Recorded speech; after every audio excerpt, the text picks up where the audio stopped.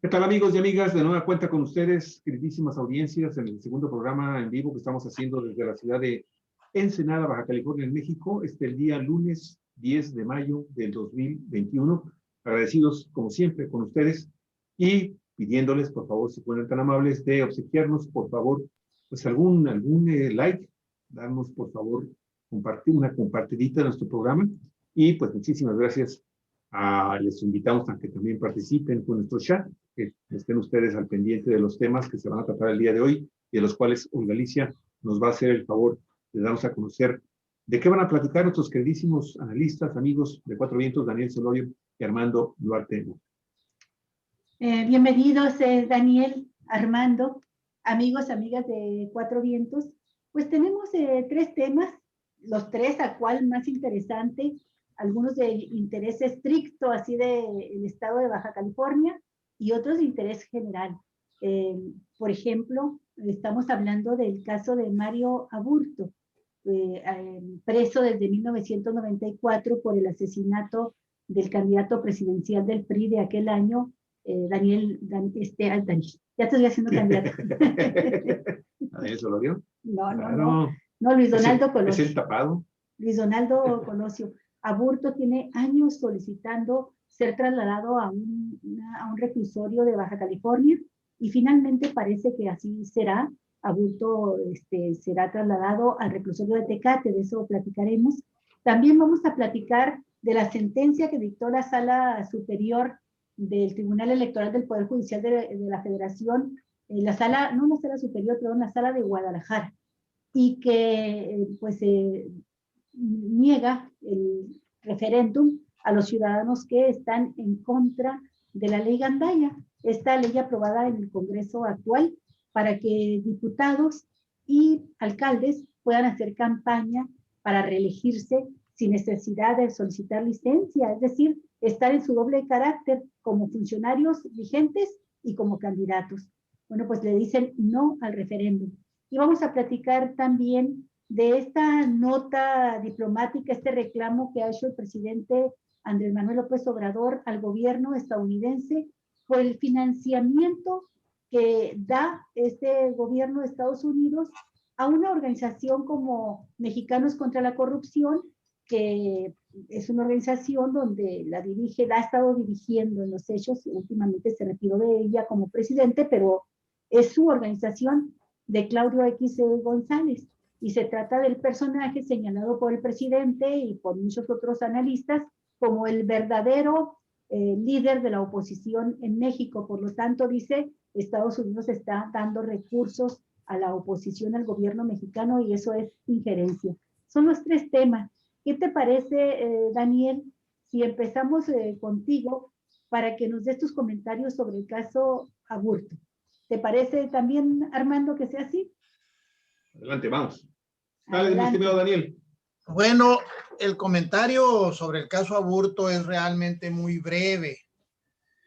La gente sabe, excepto la gente muy joven, las personas de nuestra generación estamos informados de que va para 30 años, hace 26, 27 años, fue asesinado Luis Donaldo Colosio en un crimen horrendo ocurrido precisamente aquí en Baja California, en Tijuana. En Lomas Taurinas, el nombre de la colonia popular. En este barrio muy cercano a las instalaciones de la UABC en Otay, efectivamente, Lomas Taurinas. El crimen de Luis Donaldo Colosio pone en relieve, y yo quisiera destacarlo de manera especial para los estudiantes de Derecho, pone en relieve la incapacidad del Estado mexicano para esclarecer suficientemente los delitos, los grandes, especialmente los grandes crímenes. Finalmente quedó sentenciado Mario Aburto, pero recordaremos los que estamos aquí que muchas otras personas fueron acusadas y procesadas penalmente por ese asesinato. Finalmente los jueces los liberaron porque la Fiscalía, la entonces Procuraduría General de la República, no pudo probar la responsabilidad penal de las personas imputadas. Fueron por lo menos 5, 6, 8 personas más, aparte de Mario Aburto, los que fueron acusados por ese crimen, y finalmente solo Mario Aburto quedó preso. Quedó sentenciado a no sé, 45 años me parece, de los cuales ya cumple casi 30, 27 años aproximadamente tiene en la prisión. Otro punto que quisiera destacar sobre el caso Aburto es que puso en relieve la incapacidad de los gobiernos de los estados, como el de Baja California, para enfrentar un crimen, un hecho tan fuerte, porque sus instituciones, las instituciones del sistema de justicia de Baja California, eran y siguen siendo extremadamente endebles, de tal manera que cuando ocurre este horrendo asesinato en Lomas Taurinas en marzo de 1994, legalmente ese es un caso que corresponde a las autoridades judiciales y ministeriales del estado de Baja California. No tenían competencia legal las autoridades federales para conocer de ese horrendo crimen, pero aún así, el presidente Salinas le dio indicaciones expresas a Ernesto Rufo, que era el gobernador, y esto lo digo porque lo publicó Z textualmente, las palabras que Rufo platicó haber escuchado por teléfono de Carlos Salinas. Carlos Salinas le habló y le dijo: hazte a un lado, Ernesto, hazte a un lado, Ernesto, ya va volando a Tijuana. Diego Valadez, recordemos este personaje también muy, muy controversial en México, Diego Valadez, que hoy navega con bandera de académico puro, ¿verdad? De académico puro, y pontifica desde la vida académica en contra del gobierno de López Obrador, pero él viene de las más altas esferas del poder político priista. En ese momento, en el momento del asesinato de Mario Aburto, perdón, de Luis Donaldo Colosio. Donaldo Colosio, él era procurador general de la República. Y en ese mismo momento el presidente Salinas le ordena hacerse cargo del caso, y ante el hecho de que la legalidad decía que le corresponde a los poderes de Baja California conocer de ese caso, Salinas se limitó a decirle y Rufo a obedecer. Está bien, le dijo, está bien, hazte a un lado, Ernesto, ahí va Diego Valadez a hacerse cargo del caso. Oye, pero no puedo evitarlo, Daniel. Nada más un pequeño paréntesis. Diego Valadez aparece en los abajofirmantes de desplegados que se preocupan mucho por la propuesta de ampliar 2 años el periodo del magistrado presidente Arturo Saldívar. Dice que se perderá la autonomía de la Suprema Corte de Justicia de la Nación. Cierro el paréntesis porque me da risa lo que estás diciendo, Daniel. Bueno, es que Diego Valadez es un camaleón. Él ahora navega con bandera de académico puro, pero viene de la era priista y de las altas esferas del poder priista. Pero además hay que señalarlo, disfruta una pensión de ministro jubilado de una gran cantidad de dinero. Sigue disfrutando una pensión del Poder Judicial de la Federación por haber sido ministro de la Corte por 7 meses. ¿Y pensión vitalicia? Sí, pensión vitalicia, a pesar de que fue ministro de la Corte 7 meses. Él tomó el caso del asesinato de Colosio. Al poquito tiempo Salinas lo quitó de la Procuraduría y lo hizo ministro de la Suprema Corte, pero de inmediato, así de un día para otro, se anunció que ya Diego Valadez no era Procurador General de la República, sino ministro de la Suprema Corte. Y se quedó muy poco tiempo porque terminó el gobierno de Salinas, empezó el de Zedillo, y Zedillo jubiló a todos los ministros de la Suprema Corte que en ese momento estaban ahí. Y bueno, Diego es uno de los que sobreviven. Pero bueno, no estábamos hablando de Diego Valadez, sino de Aburto, de Mario Aburto. Sino del caso Aburto. Pues Aburto está preso, va para 30 años, quedó condenado como responsable del asesinato. ¿Único? Sí, quedó condenado como el único responsable del asesinato, probablemente porque es el único que no tuvo suficientes recursos para defenderse adecuadamente, para tener una defensa fina, fuerte ante los tribunales federales. Te diré algo más para cerrar mi intervención. Hará unos 20 años aproximadamente, yo tuve una breve conversación telefónica con el padre de Mario Aburto, hará unos 20 años, para consultarme algo relacionado con la posibilidad de un amparo contra la sentencia que condenó a Mario Aburto a 45 años de prisión. Tuvimos una conversación muy breve, el señor quedó de volver a comunicarse, ya no lo hizo y ya no supe más. Pero estamos hablando de algo que ocurrió hace unos 20 años aproximadamente. El padre de Mario Aburto vivía con su familia en Los Ángeles para entonces y supongo que siguen viviendo allá. Es decir, el caso es tremendo, es un caso trágico, no solo por la tragedia del asesinato, sino por la duda, por la gran sombra de duda que dejó en la mente de muchísimos mexicanos. Como todos los grandes magnicidios, no se llega nunca a la verdad completa, o si se llega a la verdad de los hechos, queda en la conciencia colectiva por esa extraña manera que tenemos de ser los seres humanos, de tener la duda siempre. Ahí están ustedes poniendo muchas imágenes que revelan cosas de las que entonces ya se discutían, que si son dos Mario Aburtos, que si fue uno, que si Mario Aburto era un asesino solitario, que si le pagaron, en fin. Pues es lo que tengo que decir por el momento. Pronto, en un par de años más, cumple 30 años en la prisión y pues es la verdad legal. Insisto nada más en una cosa. Mario Aburto está en la prisión, condenado a una larga pena de prisión bajo una verdad legal, la verdad jurídica, la verdad legal. La verdad legal es que él es el asesino de Luis Donaldo Colosio. Punto. Es la verdad legal. No sabemos si esa verdad legal sirve para esconder otras verdades materiales, otras verdades verdaderas, decimos los abogados, a veces la verdad verdadera.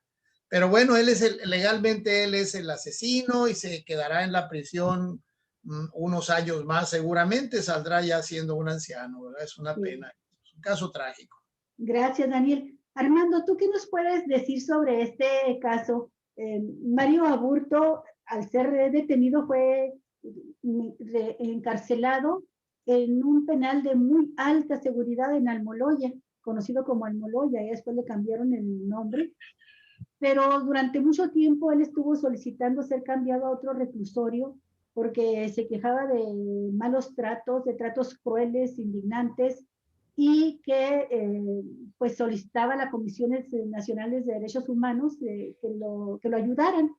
Finalmente logró que lo cambiaran a un reclusorio, al Ceferezo 12 de Guanajuato, donde también señala que se encuentra muy mal de salud, que no le dan medicamentos ni alimentos, está muy débil, y solicitó la intervención de la actual presidenta de la Comisión Nacional de Derechos Humanos, pidiendo estar más cerca de su familia y poder recibir visita de sus familiares. Así es como se ha determinado esta ya posibilidad de que Mario Aburto venga a terminar su sentencia a Longo, un reclusorio que está en Tecate.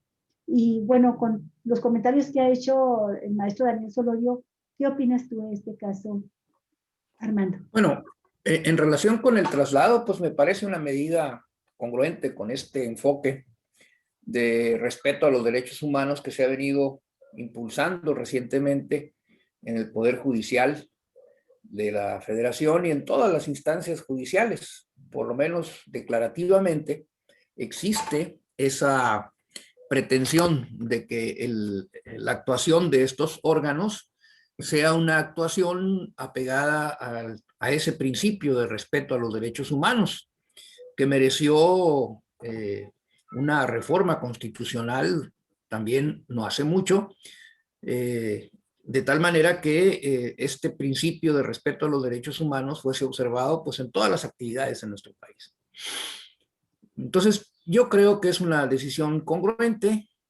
Tendrá él, siendo culpable o no, de este terrible homicidio, como dice el compañero Daniel, puede estar más cerca de sus familiares, de recibir las visitas de sus familiares y sobre todo que pueda recibir un trato humanitario, vamos a llamarle de esa manera, ¿no? Todos tenemos derecho a ello, incluso quienes han infringido la ley y se encuentran purgando una condena. El hecho de estar encarcelado, el hecho de haber sido declarado culpable de un acontecimiento, por más terrible que este sea, no es pretexto, justificación o motivo para que las personas sean violentadas en sus derechos humanos. Con relación al caso, pues es de esos casos que, como dice el dicho, ¿no? Nadie sabe, nadie supo, como dijo el personaje de la televisión, porque las propias autoridades se encargaron de cubrir el caso con un velo de opacidad, de oscuridad, que no, tal vez sea de esos casos que nunca llegaremos a saber realmente la verdad. Se ha escrito mucho sobre el tema, hasta películas hay una película que se llama Colosio precisamente, en donde se reseña lo que pudo haber sido la verdad, pero es ficción, ¿no? Aunque tal vez a veces la ficción se apega mucho a lo que realmente sucedió, pero no tenemos seguridad de nada. Seguramente el expediente de esta investigación ha de ser un expediente tan voluminoso como el del caso del asesinato de Kennedy en los Estados Unidos y también tan manipulado como ese, con el propósito muy claro de evitar que se conozca la verdad, porque el asesinato de Colosio fue relacionado directamente con un crimen de Estado, en donde su candidatura, según se plantea, comenzó a resultar incómoda para el presidente en funciones, Salinas de Gortari. Había habido hasta cierto punto un deslinde entre el candidato del PRI, Colosio, y el presidente de la República, Salinas, que hacía pensar que tal vez el proyecto de reestructuración neoliberal de nuestro país pudiese entrar en una senda incierta, dado lo que el candidato había venido señalando, había venido comentando con respecto a la situación del país, más allá de que era parte del equipo de Colosio, más allá de que Colosio, perdón, del equipo de Salinas, más allá de que Colosio había sido impulsado originalmente por el caso, por este grupo, por el grupo de Salinas. Pero en la historia de México tenemos evidencias de que a veces los que deciden quién va a ser el sucesor se equivocan y entonces les resulta respondón el muchacho. Recordemos el caso de Cárdenas y de Plutarco Elías Calles. Cárdenas es ungido candidato a la presidencia del entonces Partido Nacional Revolucionario en 1934, con todo el apoyo de Calles, y siendo ya candidato Cárdenas, hay un rompimiento muy fuerte por las diferencias de opinión con respecto a cómo debía de llevarse adelante el gobierno, y terminó con la expulsión del país de Plutarco Elías Calles, una extradición un tanto extraña, ¿verdad? pero políticamente muy comprensible y de un giro radical en la conducción de los destinos del país. ¿Quién sabe qué hubiera pasado si Colosio hubiera sido presidente de la República? Por lo menos en sus declaraciones parecía estar marcando ya una distancia con respecto a el modelo neoliberal que el propio Salinas venía impulsando. Yo tuve oportunidad de conocer a Colosio personalmente cuando me tocó ser diputado federal en 1988. Recordemos que Colosio tenía un papel muy destacado en el PRI y como parte posteriormente del gabinete del propio Salinas. Y Salinas lo utilizaba como negociador porque era un tipo que inspiraba confianza, por lo menos fue lo que me pareció a mí. Un tipo que te hablaba de frente, que no te bajaba la vista, que se expresaba, en mi opinión, era muy genuino en sus expresiones, no se notaba que estuviese haciendo uso de la retórica esta que los políticos acostumbran a utilizar, ¿no? Y me tocó participar en un par de pláticas con él e integrantes del entonces partido del Frente Cardenista, cuando estaba la cuestión de la calificación de la elección y posterior a ello, porque había por parte de algunos diputados de la Cámara, se había tomado la tribuna para impedir que avanzara el proceso de calificación como se estaba llevando, ¿verdad? Con la imposición de la mayoría sin discusión realmente de fondo de los casos. Hay que recordar que en ese entonces los presuntos diputados se constituían en colegio electoral para calificar la elección y el PRI hacía uso de su mayoría, en este caso relativa, para imponer, ¿verdad? Sin mayor discusión y profundización en los casos a los diputados. Y entonces hubo una toma de la tribuna, ¿verdad? Y bueno, Colosio fue enviado a negociar los términos y así fue como de alguna manera se logró que algunas candidaturas del PRI no prosperaran y pudieran subir otras de aquel entonces llamado Frente Democrático Nacional, entre ellas la de Salgado Macedonio, hay que recordarlo, ¿no? Bueno, me tocó conocerlo, pues ese es el caso, ¿no? El tema, y me parecía una persona genuina, honesta, sencilla, ¿verdad? Hay que recordar que él es de un pueblo de Sonora, de Magdalena de Quino, en donde la gente no se caracteriza por ser muy progresista en Sonora, ¿no?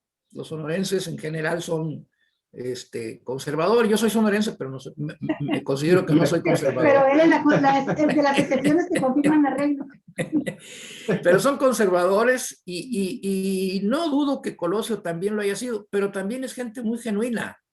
Es gente que no le gusta aparentar, ¿no? Y me parece que así era Colosio, ese era un poco su talante. Y hasta donde me dio la impresión era una persona honesta, o sea, y creía en lo que él defendía, y lo defendía con convicción. Entonces, tal vez, no sé qué hubiera pasado, si él hubiera sido presidente de la República, si el proyecto neoliberal se hubiese visto truncado, mediatizado hasta, si tú quieres, y pues esto serían razones más que suficientes para eliminarlo de la contienda, pero la eliminación fue una eliminación violenta, fue un magnicidio, ¿no? Un crimen, por eso se habla de que fue un crimen de Estado. Hay muchas versiones en torno al asesinato de Colosio.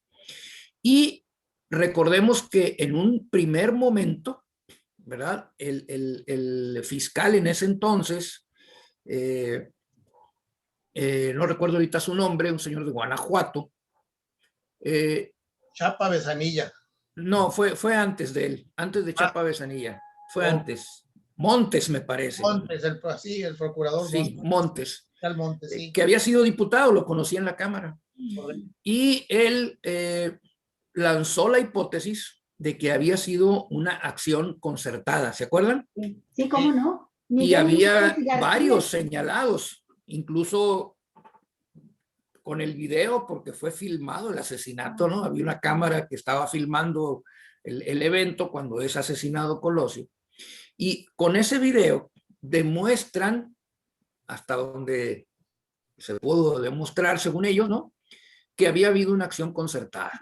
Una persona que le obstaculiza el paso, que lo distrae, y luego se hablaba de que recibió 2 tiros, que habían sido 2 armas distintas, 2 tiradores, ¿no?, los que habían participado que había sido un complot, ¿no? Esa fue la primera hipótesis, que para el estado de ánimo de la gente en ese momento parecía una hipótesis razonable.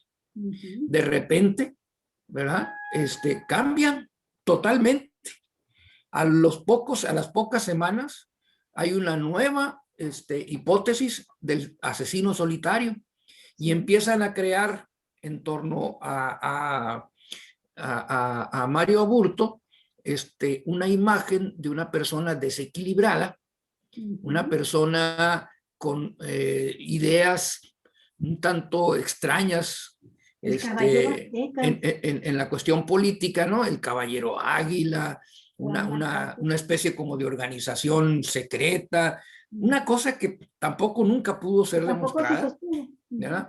Pero que, bueno, contribuyó a echarle tierra al asunto, ¿no? Y entonces, finalmente, la decisión de todo, después vino otro fiscal, Chapa Besanilla, que tenía métodos un tanto curiosos para sus investigaciones, ¿no? Consultaba a los psíquicos y cosas por el estilo. No había como una investigación muy profesional y científica, ¿no? Entonces, bueno, pues terminaron concluyendo que Aburto era el responsable y que esa era la verdad legal, ¿no? Yo quisiera comentar ahorita que que acabas de hacer este resumen, Armando, algo que no debíamos olvidar. Creo que hay que remontarnos aproximadamente a 2 meses atrás. Hace 2 meses aproximadamente, la Comisión Nacional de los Derechos Humanos informó que había tenido una charla con familiares de Mario Aburto y que eso le habían comentado que tenía un pésimo estado de salud y un muy descuidado trabajo de atención, tanto en alimentación como en medicamentos, a Mario Aburto. Y que Mario Aburto pues, estaba solicitando medidas cautelares a la Comisión Nacional de los Derechos Humanos para que pudieran de alguna forma, pues primero que nada, resolver los problemas de alimentación, porque también él estaba denunciando que estaba siendo víctima de un tipo de tortura tipo psicológico, y también pues, que no le estaban dando medicamentos y él estaba muy enfermo, tenía muchos problemas de salud. La Comisión Nacional de los Derechos Humanos entonces nombró a un visitador y ese visitador estuvo con él y se dio cuenta y constató que efectivamente Mario Aburto estaba teniendo estos problemas bastante delicados, que se estaban violando sus derechos humanos. Y no nada más eso. Este visitador tuvo la oportunidad de escuchar de Mario Aburto su disposición a volver a platicar sobre el tema del asesinato. E incluso él dijo que los mexicanos tenían el derecho de saber la verdad sobre este tema y que él estaba dispuesto finalmente a colaborar con las autoridades mexicanas, con la Fiscalía, para que el caso se abriera y que él tuviera la oportunidad de hacer entonces una nueva declaración en donde se comprometía a decir toda la verdad sobre el caso de Mario, del asesinato de Luis Donaldo Colosio. A mí me sorprendió mucho el que el gobierno federal y la Fiscalía, fundamentalmente la Fiscalía General de la República, haya hecho algún pronunciamiento sobre la declaración de Mario Aburto. Ahora que está tan de moda el que, bueno, se tiene a testigos y a personajes que desean colaborar con las autoridades federales mexicanas para esclarecer diversos casos, y este caso pues es de la máxima prioridad para que el conocimiento del pueblo mexicano. Es un caso emblemático, no nada más a nivel nacional, sino también a nivel internacional. Y hasta el momento yo todavía estoy esperando que ahora que se ha puesto de nueva cuenta, 2 meses después de esa primera declaración, de ese primer tiempo que se dio con el caso del regreso de Mario Aburto a Baja California, específicamente al cerezo de Tecate, que es de mediana seguridad, ¿no? Acá en Baja California.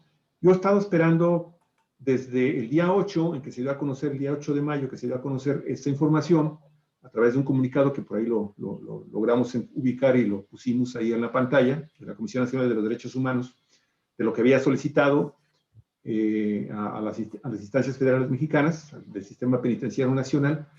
Pues yo estoy esperando que de nueva cuenta se tocara este tema, de este deseo expreso y que lo constata y así lo valida la Comisión Nacional de los Derechos Humanos para que Mario Aburto dé una nueva declaración. Yo sé que Mario Aburto a lo largo de todo su proceso, y Daniel, si tú lo recuerdas, a lo mejor me vas a poder ayudar, pero también tuvo muchas dificultades, porque una cosa decía un día decía una cosa, de repente decía otra, y como que no había cierta congruencia en sus dichos. Y por eso fortaleció esa teoría de que pues, estaba enfermo, que era un enfermo mental, de que estaba loquito, de que no estaba viendo sus facultades. Pero ahora, pues me extraña mucho este silencio de la Fiscalía General de la República en torno a esto que dijo Mario Aburto. Y la Comisión Nacional de los Derechos Humanos ahora nos da a conocer esto del traslado que se va a hacer ya en estos transcurso, me imagino, de esta misma semana de Mario a Penal de El Hongo, pero no dice nada, porque incluso, si no mal recuerdo, hace 2 meses, la Comisión Nacional de los Derechos Humanos se prestó ante la familia y el mismo Mario Aburto de ir a la Fiscalía para dar a conocer la disposición que tenía Mario Aburto para hablar sobre este magnicidio. Yo no sé, porque les digo, he estado muy al pendiente para ver si había una declaración sobre este tema. Yo ya estaba hasta un poco preocupado de que no había ninguna respuesta del gobierno federal mexicano sobre esa primera declaración de hace 2 meses. Bueno, ahora a lo mejor ya se da el primer paso. Vamos a ver qué sucede con lo que a mí en lo personal me interesa más. Y yo creo que a todos los mexicanos nos interesa más. Que Mario Aburto, posiblemente ya liberado de la presión de un gobierno que lo estuvo presionando, imagino que lo sometió a grandes presiones para que emitiera sus declaraciones. Bueno, ahora ya no tendría por qué mentir si es que mintió en aquellas primeras declaraciones.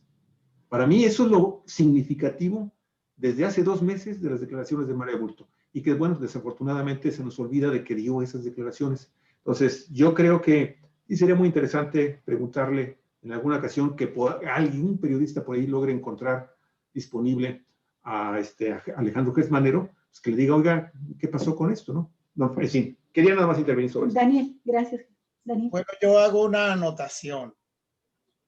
En el mes próximo, ¿qué mes próximo? Este mes de mayo, el 20 y tantos de mayo, vence el plazo de 8 años, el plazo de 8 años que dio la nueva ley de amparo para promover demandas de amparo directo contra condenas que no fueron impugnadas en amparo directo.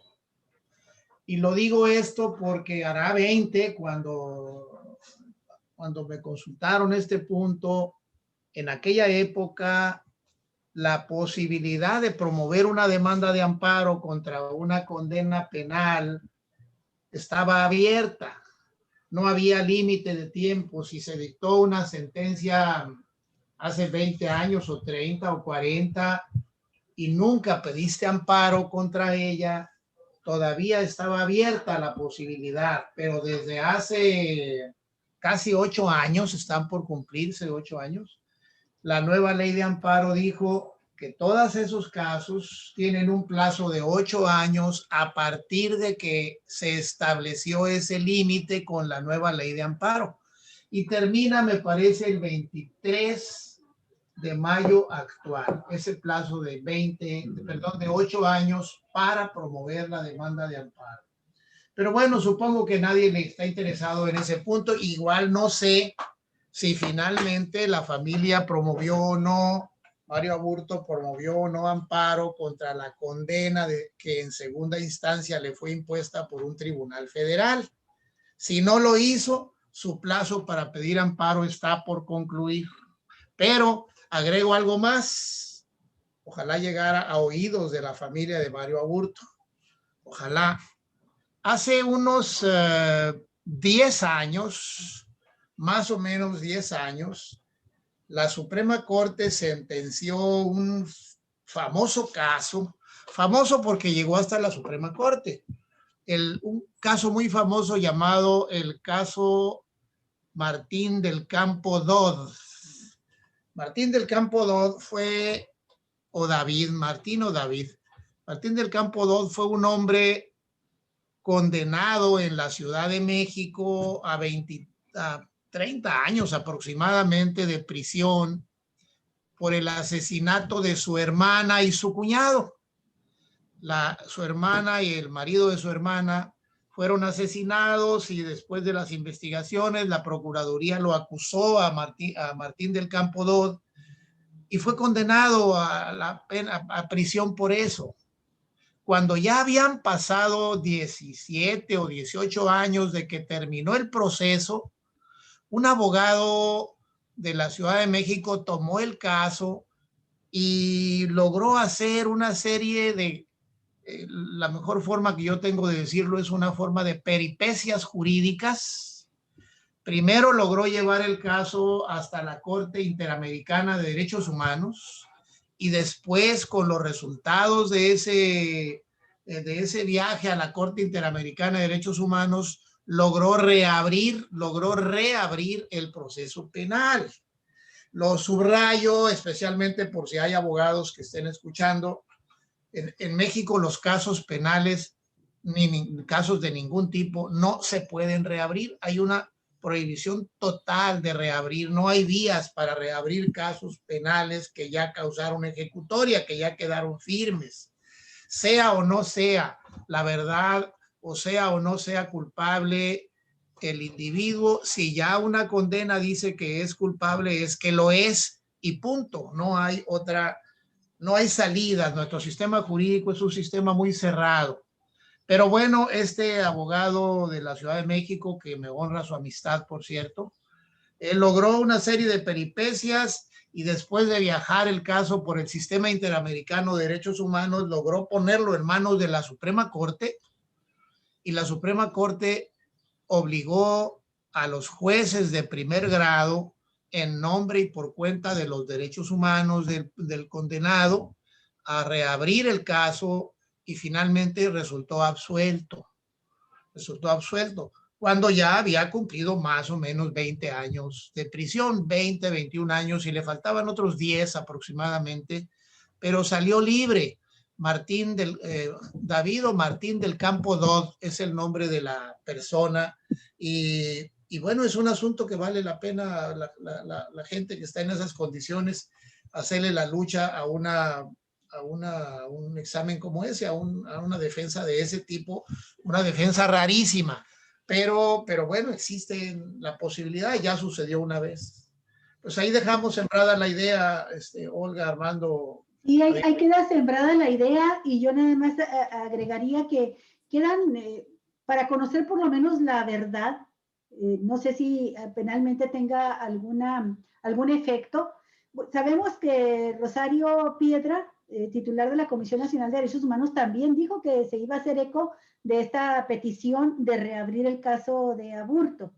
Tendrá muchas dificultades seguramente si lo pretende y por lo que tú dices, Daniel, pues estamos en los días clave, ¿no? Para saber qué va a suceder al respecto. Sí, estamos en días claves nada más para ver si va a ser por vía de amparo o no, pero eso dependería también de que ya lo hicieron o no lo hicieron. Eso depende de las circunstancias. Okay. Posiblemente tengamos noticia en estos días, ahora que se ha trasladado Aburto a Tecate, posiblemente salga algo de información al respecto, pero sí son muchos cabos que quedan sueltos. Ahorita que estaba haciendo el recuento Armando Duarte, pues recordaba que hay personajes cuya intervención en este caso está totalmente en la penumbra. Por ejemplo, lo que vino a hacer acá a Tijuana Manlio Fabio Beltrones, que el presidente Salinas le pidió de inmediato que se trasladara y prácticamente pues quedó él al frente de todo lo que estaba sucediendo, ¿no? Y al respecto, por ejemplo, dijo en el tercer aniversario de la muerte, del asesinato de Colosio, el cuarto fiscal que llevaba el caso, Raúl González Pérez, en una amplia entrevista con La Jornada, dijo que tenían que estudiar la parte más oscura de esta investigación, que es el hecho de que además de que se cambió, se contaminó, se eliminaron todos los elementos de prueba en el lugar de los hechos. Dice, además de eso, dice, todo lo que fue la ruta de custodia no quedó nunca clara para la Procuraduría. Y se refiere a, dice, estamos tratando de averiguar a ciencia cierta quién lo interrogó en el trayecto de Lomas Taurinas a la delegación de la PGR, quién interrogó a Aburto, quiénes lo interrogaron en la delegación, confirmar si efectivamente lo sacaron de la delegación y lo llevaron a la zona de playas. Se circuló en ese tiempo la versión de que Manlio Fabio Beltrones había pedido que se lo dejaran a solas unos minutos y se lo llevaron a interrogarlo ahí a zonas de playas de Tijuana. Cuarto, ¿a qué interrogatorios fue sometido en el traslado de la delegación al aeropuerto? Y quinto, ¿cuáles fueron los interrogatorios en el vuelo a México? Y sexto, ¿quiénes lo declararon durante su estancia en el edificio de la Policía Judicial Federal? Fíjate todas las cosas que se desconocían a 3 años del asesinato. Y en esto de lo que se desconocía se habló también pues de un misterioso séptimo pasajero que iba en el avión. Luego nos enteraríamos y nosotros no pudimos hacer hablar aquí en Ensenada al personaje, un doctor de apellido Paniagua, que era el encargado de los servicios de salud aquí en Ensenada. Él fue el médico que estuvo en toda esta cadena de ruta de custodia presente. Se lo llevó la Procuraduría para que estuviera atendiendo a Mario Aburto y según la versión que nosotros tuvimos, pues fue que lo estaban sometiendo a torturas y necesitaban al médico para que lo mantuviera en buenas condiciones, ¿no? Y hubo muchas versiones al respecto de presentarlo drogado, etcétera. Nosotros tuvimos oportunidad de hablar con el doctor Paniagua. En cuanto le presenté yo la pregunta, se le fue la sangre hasta los talones, es moreno, se quedó blanco y dijo, de eso no voy a hablar. Entonces hay muchísimas cosas que pues que no sabemos, como dice Armando, y quizá no nos vayamos a enterar nunca, pero sin duda alguna Aburto es pieza clave para conocer la verdad de los hechos. Ojalá y pudiéramos tener acceso a él ahora que lo traen a Tecate. Si no tienen más sobre este tema, ¿qué te parece, Daniel? Si vamos al segundo tema, que es la ley Gandaya. Tú asesoraste a un grupo de ciudadanos, los asesoraste jurídicamente para impulsar una solicitud de referéndum en contra de esta ley que permite que permanezcan en sus cargos diputados y alcaldes que pretenden reelegirse y pueden estar como candidatos y en funciones de sus cargos. Y pues al respecto también Armando Duarte ha hecho críticas muy fuertes. Armando fue aspirante a la candidatura a alcalde por Ensenada y le consta la enorme desventaja que significa en una precandidatura contender con alguien que está ejerciendo el poder y que está a la vez como candidato. La sala de Guadalajara emitió esta semana una sentencia confirmando la que ya había dado aquí el Tribunal de Justicia Electoral del Estado en contra del referéndum. Ayer platicábamos, Daniel, sobre esto y te pedíamos que nos dieras tu opinión para el día de hoy. ¿Cómo la ves? Sí, bueno, quisiera primero precisar, yo no fui un abogado asesor de los que presentaron la iniciativa para combatir la ley Gandaya. Hasta donde tengo información, el abogado que más participó en ese punto fue el abogado Fernando Rosales, un abogado mexicalense que en este momento es regidor. Me parece que él es en la parte jurídica y otros abogados, Guerrero Maimes y otros los que se encargaron de la parte jurídica. Aparte de que el abogado Rosales también participó mucho como activista. En ese tema yo sí participé un poquito, pues más bien como activista dentro del grupo de las resistencias. Pero debo señalar que dentro de los movimientos de resistencias hubo muchas personas de todo el estado, especialmente de Mexicali, que impulsaron mucho, que trabajaron mucho para recabar los miles y miles de firmas que se necesitan para presentar la solicitud.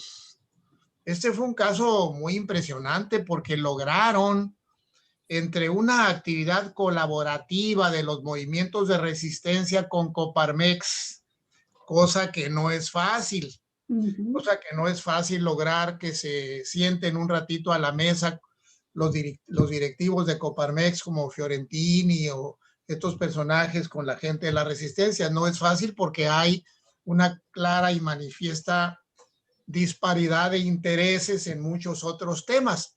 Pero en ese tema se sentaron en una misma mesa y dijeron, vamos a combatir la ley Gandaya a través de un referéndum, porque ese punto los unía.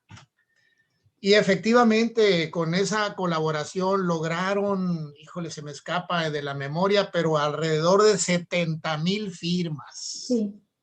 Oigan, recabar 70,000 firmas en temporada de calor, principalmente en Mexicali, es una hazaña. Y en pandemia.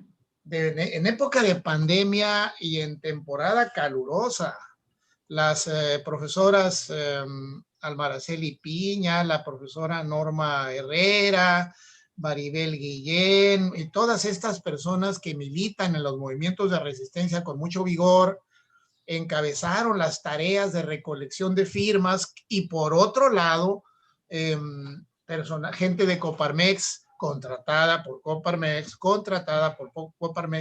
recabaron firmas para juntar todas las necesarias y juntaron muchas más. Fue una verdadera hazaña lograr 70,000 o algo así de firmas que eran muchas más de las que la ley exige, y la ley exige muchas. Tenemos una ley de participación ciudadana que debería llamarse ley para que no participe la población ciudadana, ¿verdad? Es una ley para simular que hay participación ciudadana. Por un lado, la ley hecha así, con todos los obstáculos posibles, y luego con funcionarios en el INE, proclives a que no participe la gente. Enemigos abiertos de la participación ciudadana, lo digo con toda prudencia. Los funcionarios del INE, los que están en este momento, los que estaban hace un par de años cuando lo del plebiscito, son verdaderos enemigos de la participación del pueblo en consultas populares, en plebiscitos, en referéndum. No les gusta. Están como vacunados, como que alguien les inoculó el virus que hace falta para ser enemigo de la participación ciudadana. Obstaculizan todo lo que pueden. Luego, pues el Instituto Estatal Electoral emitió una resolución especiosa, decimos los abogados, para decir extremadamente, un galimatías de resolución, resolución en que dijo, no va a haber referéndum. Primero se tardó muchísimo y luego dijo, no va a haber referéndum, no se cumple el requisito, fíjense ustedes, no se cumple el requisito de la trascendencia, no es trascendente. Bueno, luego el grupo que dirigía este proceso, en que estaba el abogado Rosales, el abogado Guerrero Maimes, llevaron el caso al Tribunal Electoral del Estado. Tribunal Electoral del Estado también proclive a que no haya consultas populares. Los magistrados del Tribunal Electoral del Estado viven en una convicción a la que le llaman aplicación estricta de la ley. Le llaman aplicación estricta de la ley. Dicen, aquí vamos a aplicar estrictamente la ley, y para mí la ley estricta dice que aquí no puede haber un referéndum. Esa sentencia fue impugnada por el grupo impulsor de este proceso y fue a dar a la Sala Guadalajara del Trife. Sentencia que tuve el gusto mezclado de una especie de rabia jurídica, no de coraje personal, pero de rabia jurídica, le voy a llamar así por el momento. Tres magistrados del tribunal, de la Sala Guadalajara del Tribunal Electoral del Poder Judicial de la Federación. Ojalá hay abogados que me estén escuchando y que tengan ganas de leer la sentencia. Toda la sentencia de la Sala Guadalajara del Trife, toda la sentencia está llena de unos cuantos párrafos. Es muy larga la sentencia, pero los párrafos donde dicen lo que de veras piensan y lo que deciden se limita a 5 páginas, las últimas 4 o 5 páginas se limitan a decir: este argumento es fundado pero inoperante. Son expresiones de tribunales, de jueces, de abogados. Es fundado pero inoperante. Este otro argumento es operante pero infundado. Este otro argumento es improcedente. Yo no libre de los magistrados, ¿no? Es una verdadera pena. Es una verdadera pena. A mí me daría muchísima vergüenza ser un magistrado del Tribunal Electoral del Poder Judicial de la Federación y ponerme a dictar una sentencia como esa para decir, fíjense ustedes, esta es la parte diabólica de una sentencia como esa. El tribunal no dice, no se ocupó, no le interesó calificar si lo que dijo el Tribunal del Estado es correcto o incorrecto. No dijo eso. Tampoco dijo si lo que había dicho el Instituto Electoral del Estado era correcto o incorrecto. Tampoco. Solo dijo, hay obstáculos jurídicos para que yo, tribunal, pueda estudiar el fondo del asunto y decir si tienen derecho o no lo tienen los ciudadanos que buscan que haya un referéndum contra la llamada ley Gandaya. No puedo hacerlo porque hay obstáculos jurídicos. Es verdaderamente vergonzoso. Da rabia jurídica, le voy a llamar así para no confundirla con la rabia personal, porque si se mete uno la rabia personal en su pecho, ya no puede vivir feliz. Por eso yo nomás tengo rabia jurídica, porque es una verdadera vergüenza que un tribunal de esta categoría, de este altísimo nivel, es un tribunal de altísimo nivel, subrayo altísimo, porque es una Suprema Corte. Es una Suprema Corte para estos efectos. Sobre ese tribunal, nomás Dios. Nomás Dios. No hay nadie sobre ese tribunal, solo Dios. Y bueno, el tribunal dictó una sentencia sin tomar en cuenta algo que se enseña en las facultades de Derecho.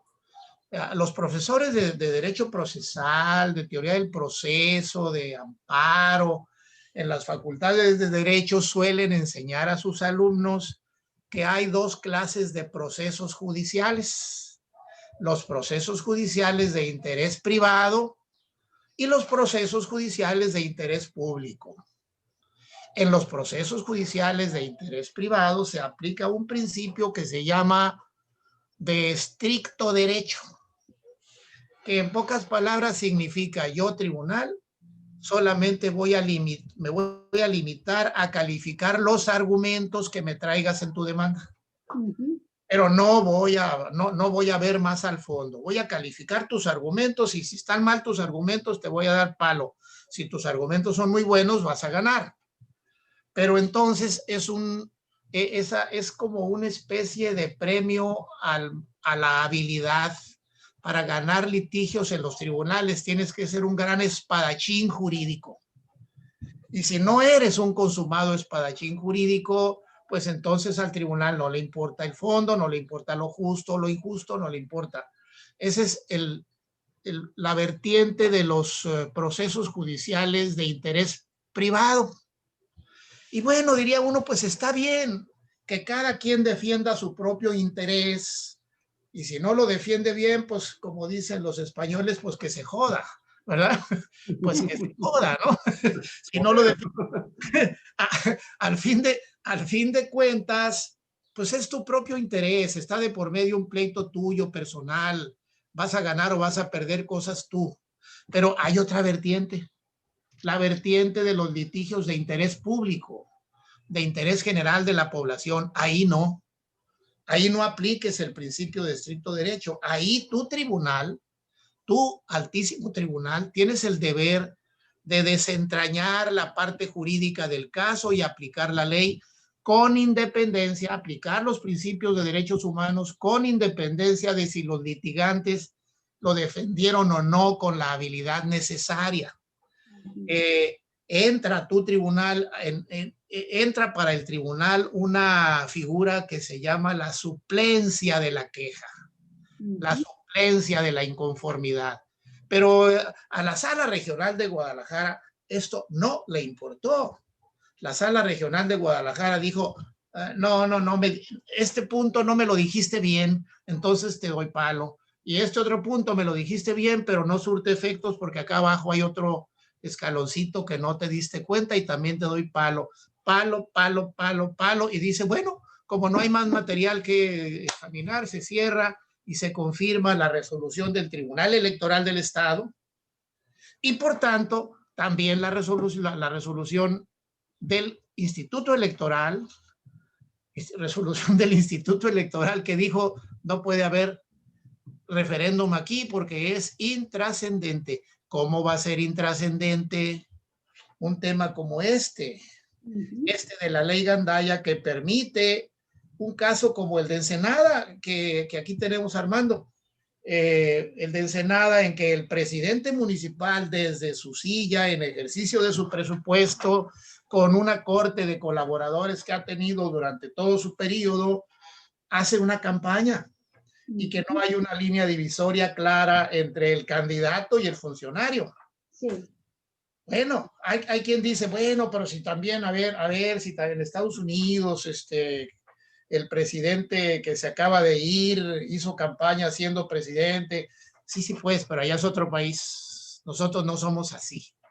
Es una pena que este esfuerzo de tanta gente, de tanto baja californiano para lograr un referéndum contra la ley Gandaya haya sido boicoteado.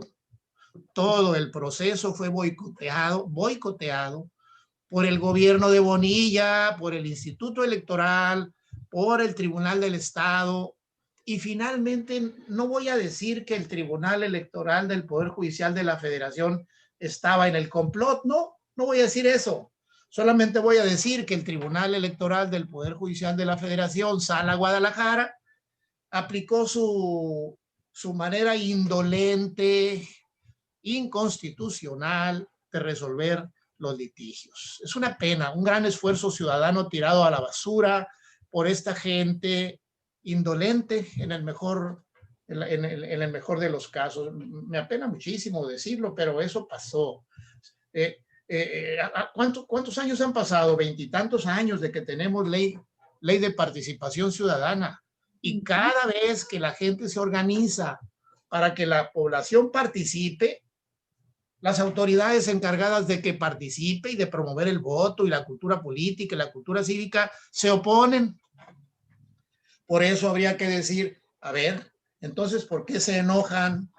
¿Por qué se enojan de que el año pasado hayamos tenido una consulta popular ordenada por el presidente?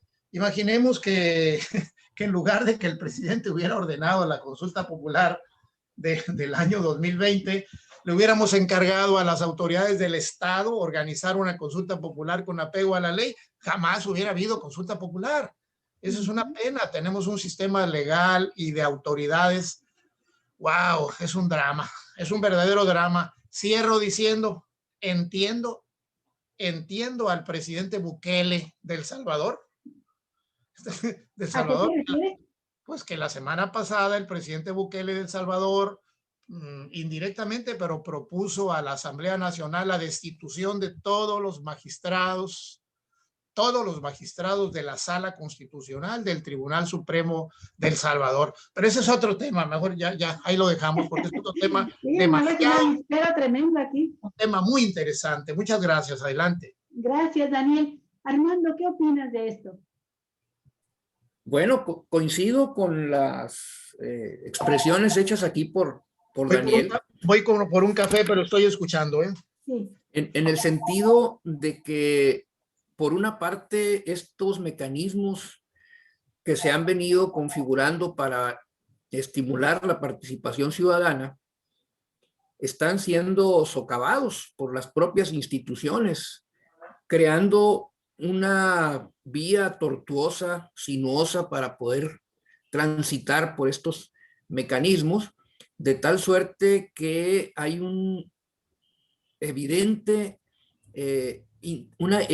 intención de desincentivar la participación ciudadana ante la inoperancia de los mecanismos, ante la impotencia de parte de los ciudadanos para hacer valer algunos de sus derechos. No sé si en este caso también, ya nos explicó los entresijos del proceso jurídico que se lleva a cabo en los tribunales, el licenciado Daniel Solorio. Pero yo, cuando en otra ocasión tratamos el tema, me puse a investigar un poco y hay una sentencia de la Suprema Corte de Justicia que avala que un funcionario, en ejercicio del derecho que le otorga la Constitución de reelegirse, puede no renunciar a su cargo. Y esto no entra en contradicción con ese derecho constitucional de la reelección. Y tal vez este antecedente pues esté pesando en la decisión de estos magistrados que pertenecen precisamente al Poder Judicial de la Federación, en donde sabemos la instancia superior es la la Suprema Corte de Justicia de la Nación. Entonces, si ya había habido una sentencia, o un criterio más bien de la Suprema Corte de Justicia, en el sentido de señalar que no había impedimento para que se diera esta situación, bueno, pues tal vez esto haya influido en el ánimo o en la decisión de los propios magistrados. Ahora, que esto afecta desde mi punto de vista la equidad, que es un principio fundamental que debe de velarse que se cumpla en los procesos electorales, pues evidentemente lo es, porque una persona que es funcionario y que se va a la reelección, bueno, tal vez pueda llevar, si su gestión fue buena, lo cual, si fue buena, pues qué bueno que se reelija, una ventaja sobre sus otros competidores o posibles competidores.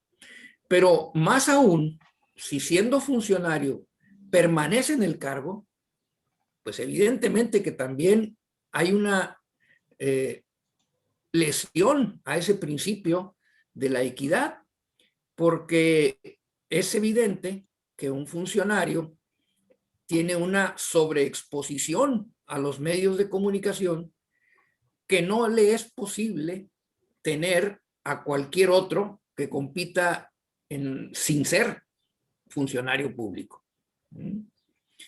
Y máxime, y aquí ya me refiero a un caso concreto, que es el caso de Morena, cuando la decisión se toma en función de una encuesta. Entonces, esto introduce un elemento de inequidad muy fuerte y hay una corriente dentro de Morena pugnando porque se modifique el estatuto para cambiar estas situaciones. Ahora, en el caso del estatuto de Morena, que no es el tema que estamos discutiendo, pero quiero mencionarlo, el estatuto es muy claro en señalar que ningún funcionario puede ser candidato. Primero, estamos en contra de la reelección. Segundo, ningún funcionario que sea candidato, o más bien todo aquel funcionario que sea candidato, debe renunciar antes de ser postulado. Pero, pues, estatuto no mata constitución, ¿no?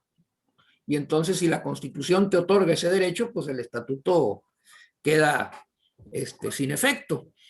Bueno, pero hay formas en que se puede reglamentar la situación y el problema es que no está reglamentada.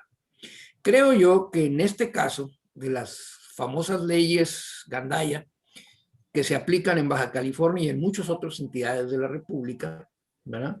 La solución es establecer la limitación a ser candidato sin tener que renunciar con un mandato constitucional. Ahí sí no habría para dónde hacerse. Entonces, habría que promover, creo que sería una de las cosas que habría que observar en esta reforma electoral que ha venido señalándose que es indispensable que se realice en el país, una nueva reforma electoral, y creo que un tema importante sería este. Hay que reglamentar muy bien estas cuestiones en aras de mantener el principio de la equidad en la competencia electoral. Sí.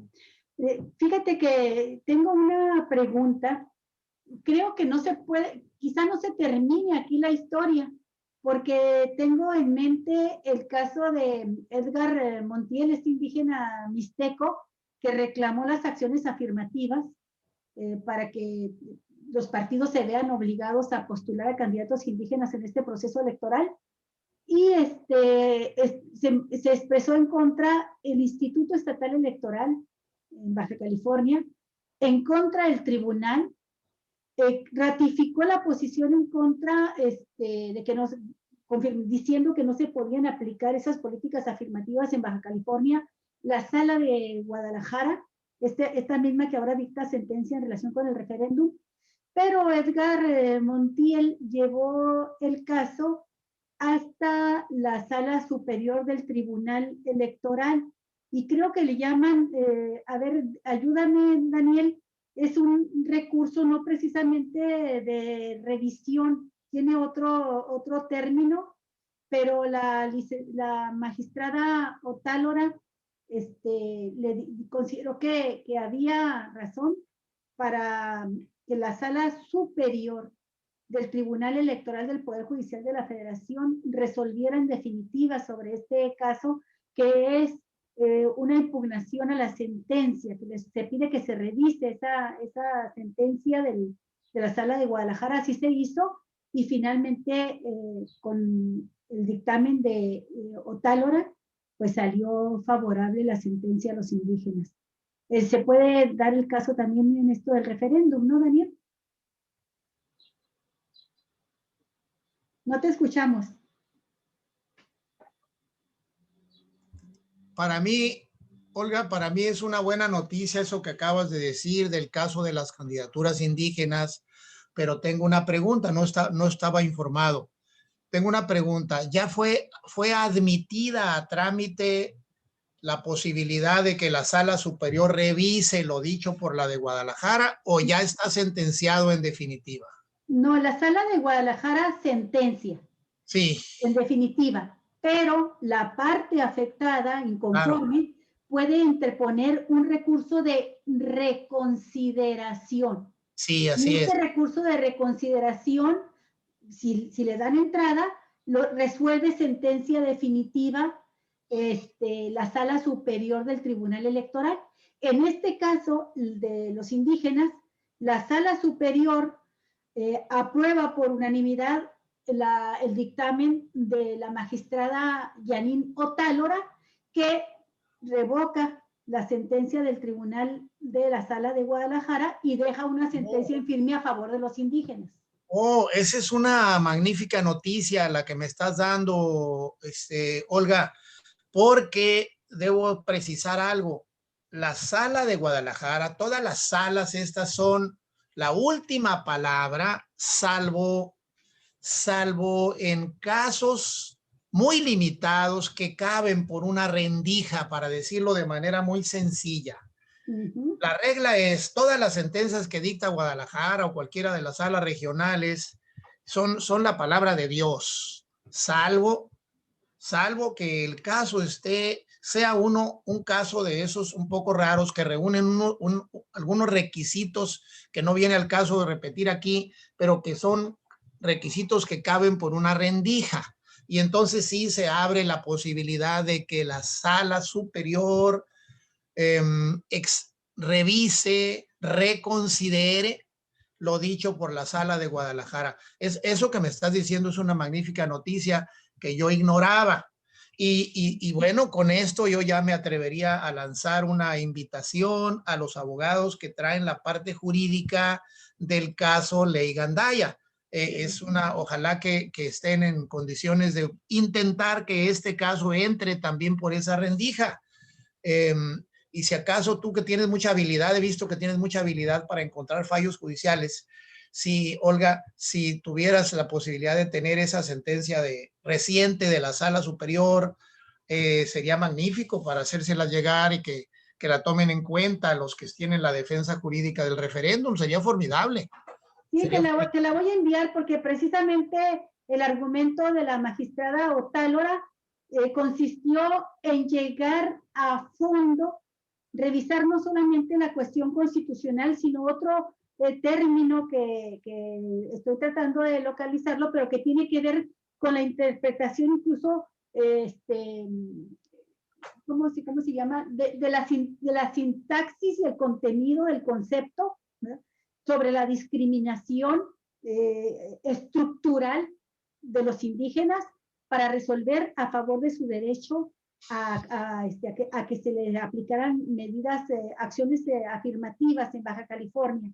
A mí me pareció muy interesante porque la magistrada dice, tenemos que ir no solamente a la interpretación jurista, ¿verdad?, de esta ley, tenemos que ir al fondo que significa la tragedia de la negativa de la participación de los indígenas en la vida política del país. Y entonces hace un argumento muy bueno sobre el artículo primero constitucional. Y en este caso me parece que se pudiera ir a fondo, Armando, en esto que señalaste tú, pues de la necesidad de rescatar plenamente los derechos ciudadanos a la participación abierta, a la participación ciudadana en materia político-electoral, y que se hagan vigentes todas las figuras de participación democrática abierta, ciudadana, ¿no?, directa. Entonces creo que hay materia, pudiera haber materia para que en manos de un magistrado como Yanino Tálora, pues se le pudiera dar preponderancia a la participación ciudadana, en este caso del referéndum. A fin de cuentas, el referéndum no significa echar abajo la ley Gandaya, significa que sean los ciudadanos quienes decidan por mayoría si quieren o no que se reelijan en esos términos los políticos, ¿no?, que tienen ya cargos. Adelante, Daniel, luego yo hago un comentario. Bueno, digo algo muy breve. Olga, estaría encantado de si me mandas esa sentencia, porque tengo muchísimas ganas. Personalmente tengo muchísimas ganas de leer una sentencia que merezca un aplauso. Que merezca un aplauso. Sí hay de vez en cuando sentencias de tribunales que merecen resonantes aplausos, pero así como esta del jueves pasado en la Sala Guadalajara merece un pitorreo de lo más fuerte que puede haber, es una vergüenza. De vez en cuando los tribunales producen frutos altamente progresistas. Por lo que estás diciendo, la sentencia del caso de los indígenas de la Sala Superior es una sentencia que merecería un aplauso. Quisiera yo leerla mucho. Sí, te la voy a mandar, te va a encantar. Muchas gracias. Una anotación para que finalmente la posibilidad de que se pueda acudir ante la sala regional e incluso posiblemente subirla todavía a la sala superior del Tribunal Electoral del Poder Judicial de la Federación. Sí. Antes, y en estos momentos, estamos en espera de que en cualquier momento el Tribunal Electoral de Baja California emita los resolutivos en torno a las 5 impugnaciones que existen y que conocemos hasta el momento, al menos en el caso de 6 de 8 candidatos que se registraron por autoadscripción, así se llama el concepto, Sí. indígena. Sí. Sabemos el caso que está impugnado ante el tribunal de la diputada Miriam Cano, igual del activista social de Mexicali, Rigoberto Campos. Y sabemos también que están los casos de 3 aspirantes a regidores por el caso de Ensenada. Lo encabezan 2 personajes de los cuales se han mostrado documentos, o al menos aquí en Cuatro Vientos hemos hablado extensamente de qué cosas hicieron para finalmente llegar a la autoadscripción y que el Instituto Estatal Electoral de Baja California le diera el aval, ¿sí? Como candidatos, que Sí. son fundamentalmente Maru Hostos, quien es, fíjate, nada menos que es una consejera estatal de Morena en Ensenada. Sí, sí, sí, Y está el caso del que también fue 2 veces director de bienestar en el Ayuntamiento de Ensenada, del actual presidente reeleccionista Armando Ayala, que se llama Eduardo Vega Zamora. Entonces, sabemos que hay esas 5 impugnaciones, que son 8 los candidatos que están en este momento impugnados, pero la impugnación la tiene que resolver y ya recibió esas impugnaciones el Tribunal Electoral de Baja California.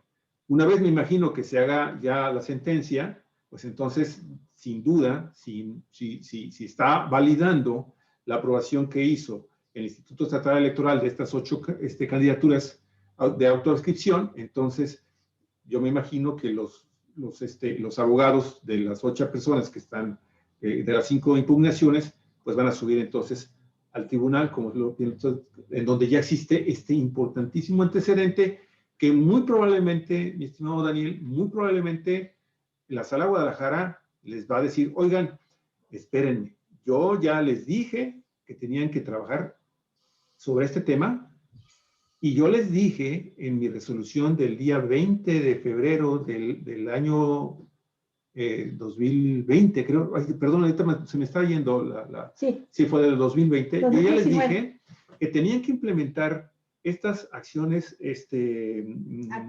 afirmativas para las personas indígenas, sí. Para las personas indígenas, no para quien se autoadscriba como si fuera que llega ahí cualquier persona y diga, pues es que como que mire, yo he trabajado con ellos desde la función pública, como servidor, como funcionario o como diputado, y pues yo me puedo autoadscribir. Y eso es bien importante porque son cosas que no se conocen de bien a fondo en cuanto a lo que ordenó, a lo que le dijo esta Sala Guadalajara al Instituto Estatal Electoral de Baja California. Y con esto termino. Yo no sé, Daniel, y eso me gustaría mucho, a ver si me puedes aclarar, porque yo intenté buscar una interpretación, pero bueno, en fin. Sucedió esto. Hace 4 años, 2018, un ciudadano de Jalisco solicitó, se autoadscribió indígena, sin decir a qué etnia en particular, para poder consumir peyote. Ese caso se fue a la Suprema Corte de Justicia de la Nación, ¿sí? A la Sala Superior, y ahí también se da toda una argumentación jurídica para negarle a esta persona esta petición que él estaba haciendo de que como se autoadscribía indígena, pues tenía chance de poder entonces consumir peyote. Creo que lo detuvieron, una cosa así. Entonces, habla mucho, y lo hablan de una manera extraordinariamente clara, sobre este tema de las autoadscripciones y cómo estas autoadscripciones pueden ser utilizadas por cualquier ciudadano, ¿sí? Para cometer todo tipo de fraudes, para cometer todo tipo de arbitrariedades en contra de las comunidades indígenas. Entonces, a ver, o sea, por un lado está todavía estas 2 opciones, antes el tema del Tribunal Electoral de Baja California, pero incluso esto no sé si se pudiera brincar a la Suprema Corte de Justicia de la Nación, en donde nada más se hizo solo caso. Y te lo digo porque yo lo acabo de investigar. ¿Cómo ves? Bueno, hay algunas reglas en el sistema de competencias y de impugnaciones, pero hay hipótesis en que esas reglas tienen una excepción.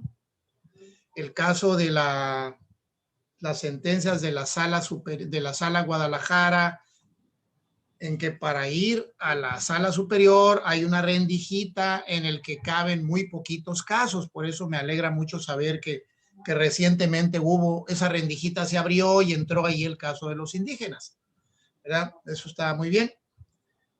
Hace 2 años intentamos abrir esa rendijita para el caso plebiscito aquí en Baja California y esa rendijita estaba cerrada. Pero bueno, eso que señalas,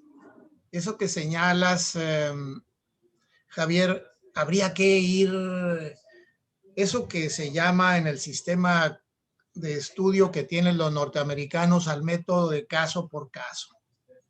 Caso por caso. Cada caso tiene sus propios méritos. Y entonces habría que examinar. A mí me gusta mucho el debate y la discusión sobre caso por caso.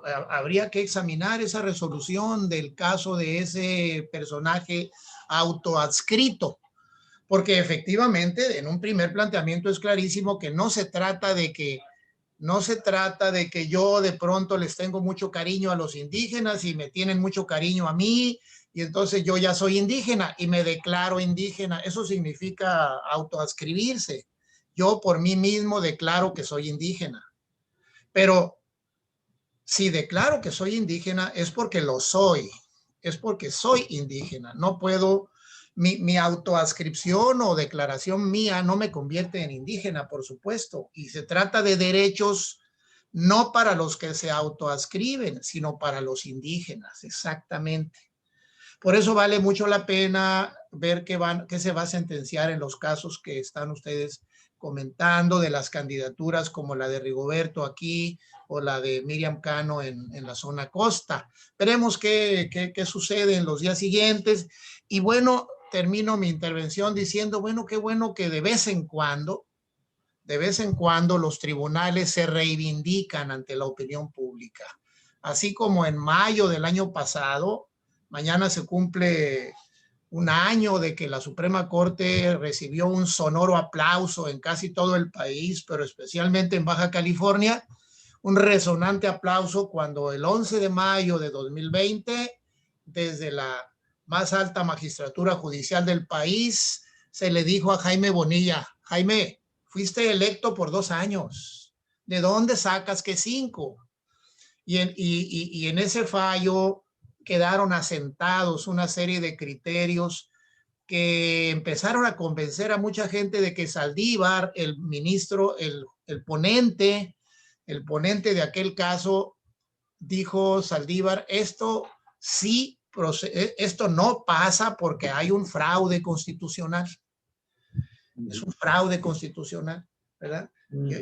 Yo usando ese lenguaje digo, la sala Guadalajara cometió un fraude jurídico la semana pasada. Ojalá que haya un medio y los abogados que lo tienen, yo ya les estoy mandando un mensajito aquí porque seguramente están trabajando en esa posibilidad y que ojalá que todavía estén a tiempo.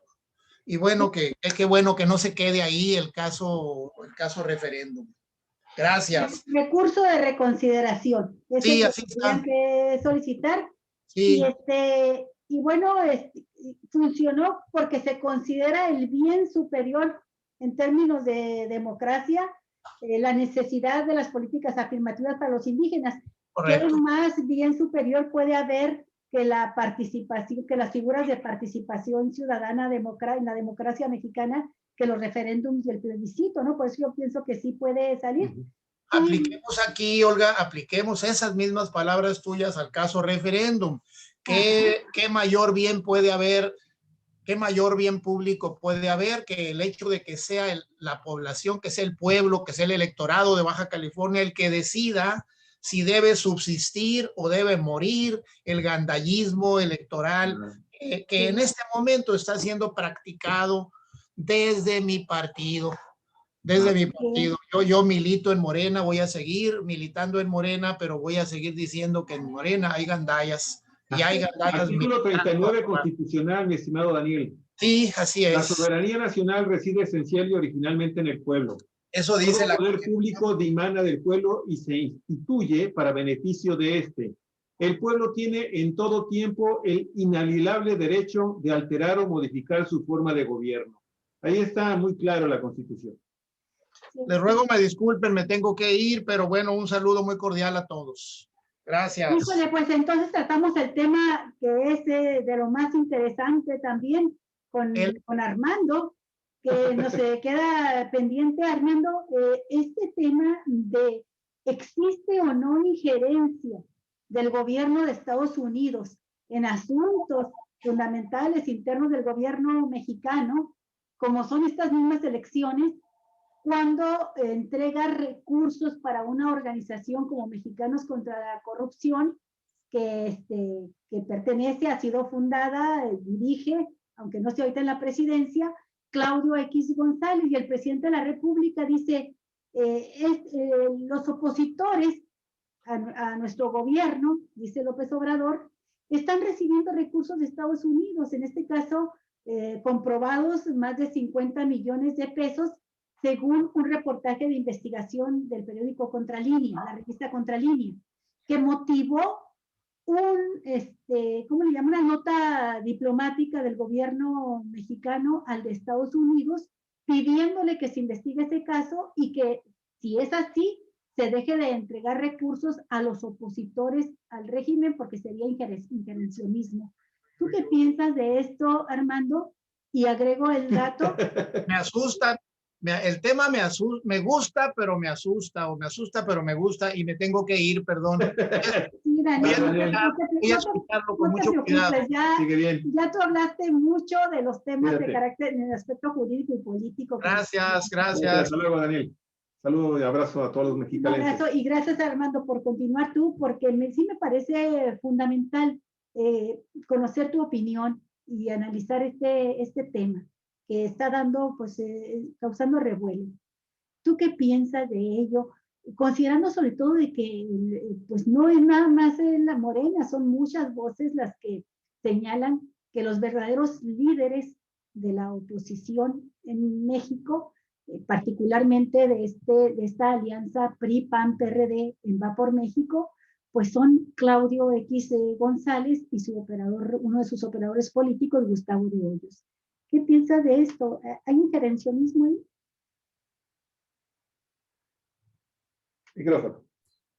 Sí, me parece que muy afortunado el hecho de que en el marco de una mañanera, esta periodista, no recuerdo su nombre, que trabaja en este medio Contralínea, le haya expuesto el caso al presidente de la República y que de ahí haya surgido una investigación que ha sacado a flote este hecho, porque es la investigación que hizo el medio, ¿verdad? Una investigación periodística, pero también después fue una investigación ya del gobierno mexicano que hurgó en esta denuncia y comprobó que efectivamente este grupo llamado Mexicanos contra la Corrupción y la Impunidad, una organización de la sociedad civil o no gubernamental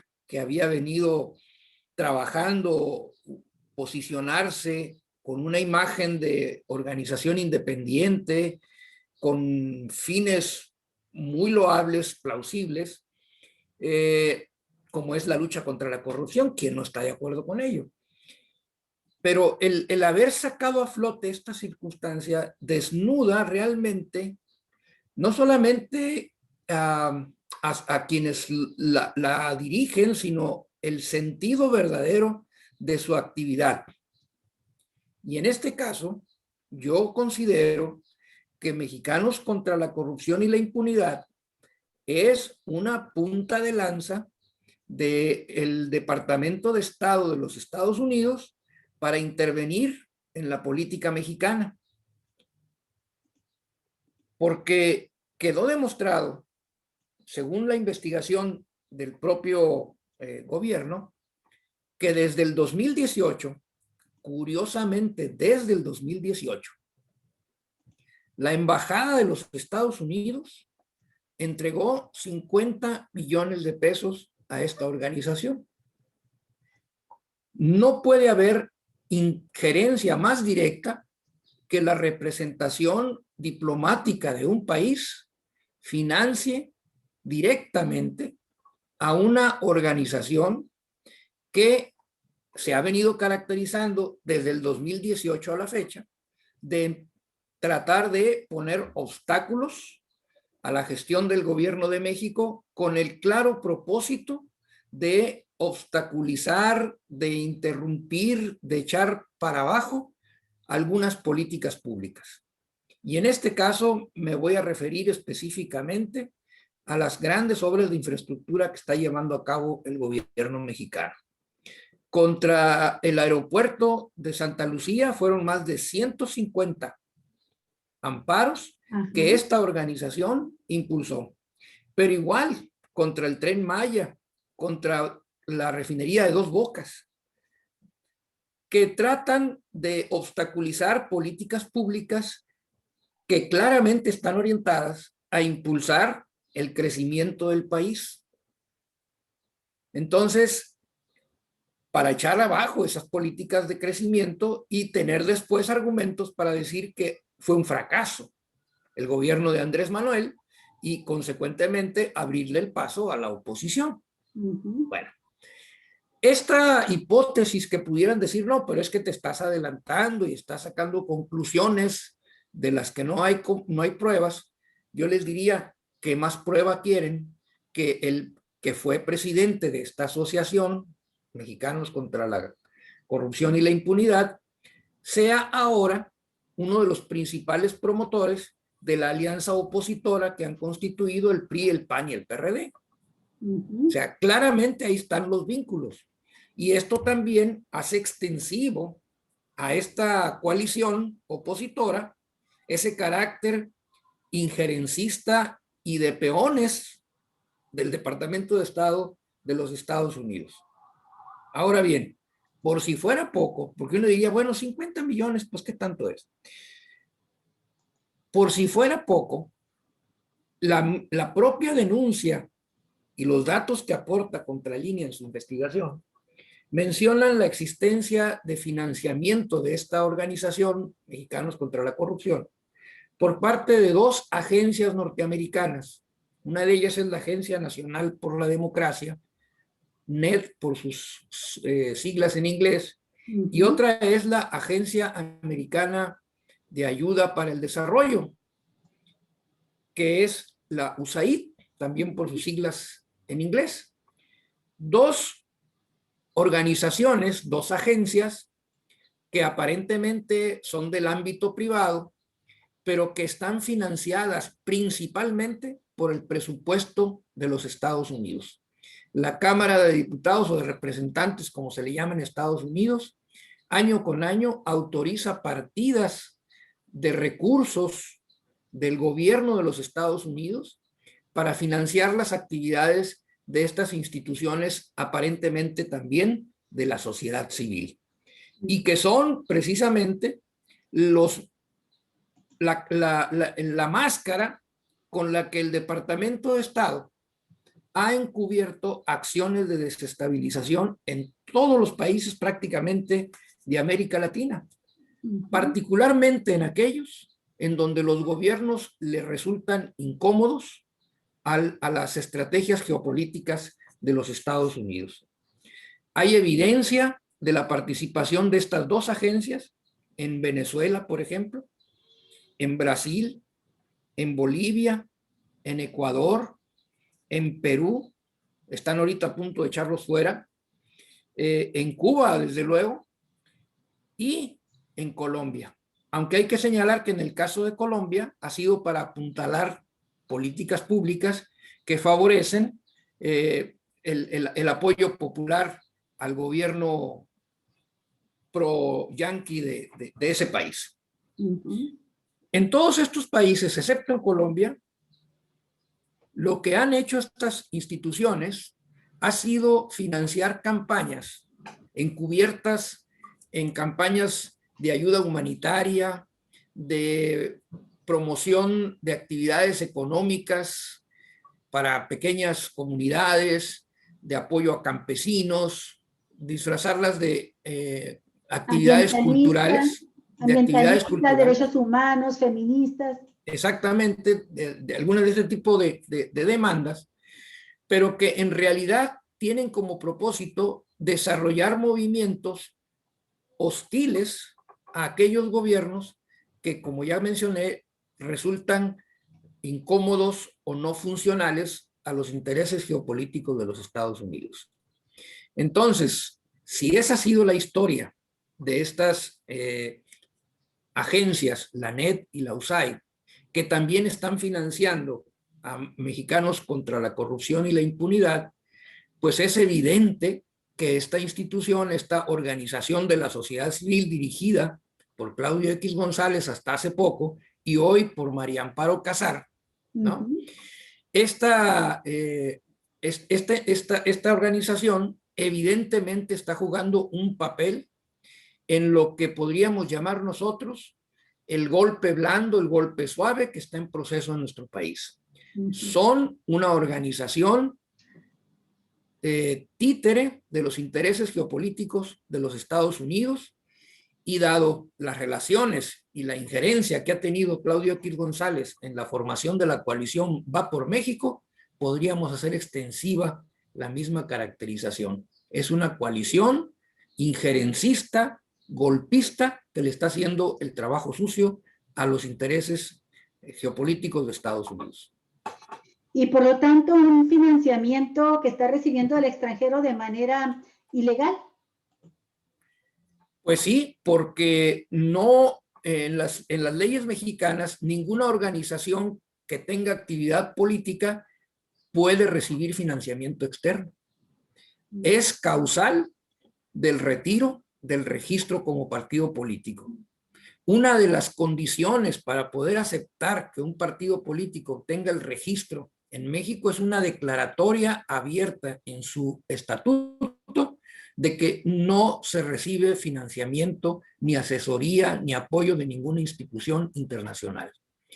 Y si la Alianza Va por México, de manera indirecta por parte de Claudio X González, está recibiendo recursos, habría que investigar si está recibiendo recursos que estén vinculados con cualquiera de estas dos agencias que mencioné, o directamente de la Embajada de Estados Unidos, pues evidentemente están incurriendo en una violación a lo que marca las leyes electorales del país, y la sanción, ahí sí el INE debería ser muy estricto, sería el retirar el registro de estas organizaciones. Sí.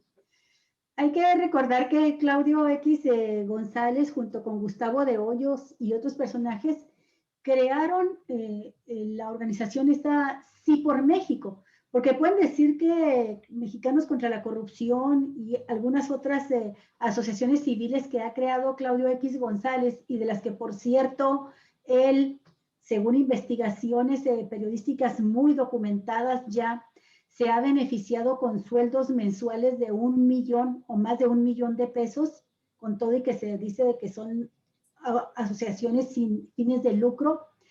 Pues se puede decir que esas son organizaciones destinadas a determinadas actividades en bien de la sociedad y no políticas. Pero ya crearon Sí por México. Y Sí por México trae una evidente meta, objetivo de carácter político. Lo han dicho, quitarle la mayoría al presidente López Obrador y su partido en la Cámara de Diputados. Con ese objetivo impulsaron la coalición electoral del PAN, del PRI y del PRD. Y me parece muy interesante un observador, un analista político como el doctor Víctor Espinosa lo enfatizó ya. El hecho de que en la primera entrevista que le hace un medio de comunicación nacional a Lupita Jones, cuando ella acepta ser candidata por esta coalición opositora, candidata al gobierno de Baja California, ella le preguntan que si, ¿quién le hizo la invitación? Y dice, Gustavo de Hoyos. A mí me invitó personalmente Gustavo de Hoyos de Sí por México. O sea, no fue ni siquiera el PAN, el PRI, el PRD, fue directamente este operador y aliado político de Claudio X González. Entonces, es importante ver de cómo sí son estos personajes los que han asumido el liderazgo opositor en el país, que se había estado dificultando, por cierto, Armando, porque no surgía un personaje ni del PAN ni del PRI demasiado golpeados, demasiado desprestigiados por todos los casos de corrupción en que se han visto involucrados para poder encabezar la oposición, y surge el liderazgo directamente pues de grupos empresariales muy fuertes, ¿no? Sí, es evidente cada vez más que esta coalición va por México, curiosamente, ¿no? Un nombre muy parecido al Sí por México, que es esta organización empresarial. Es evidente que la coalición está siendo dirigida por Claudio X González y por las cúpulas empresariales. Si nosotros dijéramos de manera muy clara que en México existe una organización política que está velando por los intereses de los grandes empresarios de la oligarquía mexicana, ¿verdad? Pues diríamos que es precisamente esta coalición de Va por México. Uh-huh. Bueno, pues esperemos entonces a ver qué respuesta da el gobierno estadounidense, esperemos que conocerla. Si le preguntan a López Obrador, pues va a tener que decirlo porque pues tiene que responder en todas las mañaneras. Interesante también el contexto en que da a conocer esta decisión de enviar la nota diplomática al gobierno de Estados Unidos y pedirle que retiren el financiamiento a los opositores al gobierno que él encabeza, y que lo hace pues a unas horas de la entrevista que tuvo con la vicepresidenta Kamala Harris. Sí, aquí hay una cuestión que me parece importante destacar. Esta nota diplomática es un hecho, yo no sé si inédito, pero por lo menos sí lo ha sido en las últimas décadas. El gobierno mexicano no había tenido ninguna acción de esta naturaleza. Es decir, una queja formal, una petición formal, porque lo ha dicho con todas sus palabras. Esto es injerencismo, es intervencionismo. Golpismo. Y se lo está diciendo directamente al gobierno de Estados Unidos y le está pidiendo que en aras del cumplimiento pues, de todos los acuerdos y la legislación internacional, bueno, pues que se abstenga de hacerlo, ¿no? Y que si lo está haciendo, que deje de hacerlo. Y le aporta los elementos. Veremos qué dice, como tú dices, el gobierno de Estados Unidos, a lo mejor lo niega, a lo mejor no sé qué es lo que vaya a suceder. Pero yo creo que es una acción importante, tal vez la primera clara que yo veo por parte del gobierno para hacer evidente ante la opinión pública la existencia de un complot, una conspiración entre los grupos empresariales, algunas organizaciones políticas y en este caso el gobierno de los Estados Unidos, para crear problemas a este gobierno que por sus declaraciones en alguna medida revelan que tiene una idea de impulsar el desarrollo del país por una vía que tal vez no sea la más aceptada por parte de los Estados Unidos.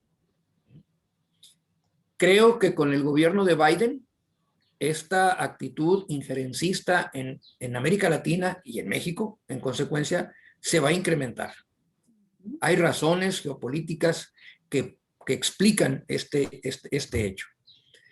Y me parece muy oportuno que el presidente lo haya puesto sobre la mesa, aprovechando este reportaje, esta investigación periodística hecha por Contralínea, que haya puesto sobre la mesa el tema, porque de lo contrario, puede que ese mecanismo vaya consolidándose, tomando fuerza y se convierta en un verdadero elemento, como lo ha sido en muchos otros países de Latinoamérica, para lograr la desestabilización de un gobierno. Tal vez en el caso de México no para un golpe de Estado, pero sí para debilitarlo a tal grado que en las próximas elecciones o tal vez en el referéndum del año que entra, la gente pudiese votar, cosa que me parece a mí que no está fácil lo que lo logren, pero que pudiera lograr esa desautorización y por lo tanto renuncia del presidente de la República. Es una denuncia abierta y que pone sobre la mesa, que desnuda la existencia de esta estrategia golpista.